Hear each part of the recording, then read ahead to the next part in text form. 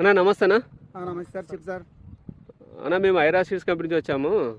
మీరు రావణ పత్తి విత్తనాలు వేసారు కదా? అవును సార్. మీ పేరేనా? రామకృష్ణ సార్. ఏ ఊరన్నా?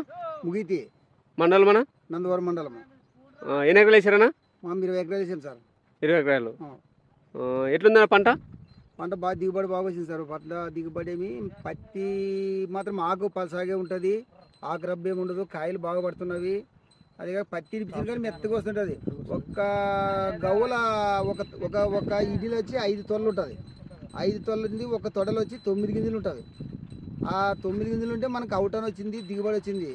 పత్తి కానీ మెత్తగా బాగా ఇడిపింది కానీ లావు కాయ కానీ అన్నిటి కొద్ది లావు ఇదే ఉంటుంది సార్. లావు తొడ బాగుంది, బాగా దిగుబడి వచ్చింది. ఇతరమే మంచిది.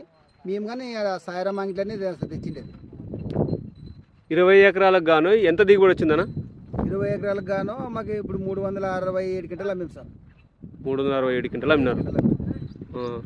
పత్తి రేటు బాగుతుందన్నా? పత్తి వీటి కొద్ది ఇంకా 200-300 ఎక్కువ పోతుంది సార్. కండ ఉంటుంది, లావు తొడ కదా ఇది. ఆ లావు తొడ ఉందానికి రేటు కానీ ఎక్కువ వేసినాడు. సన్నగా తొడ ఉంటే రేటు రాయడు, తక్కువ రాస్తాడు.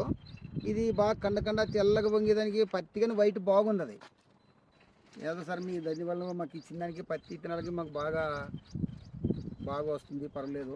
నాకు కానీ సాయిరామ్ రెడ్డి అయితే అన్ని అనుబంధానికి తెచ్చినాను, వేసినాం.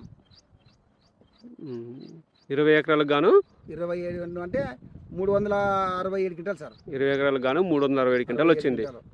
ఓకే, సూపర్ అన్న.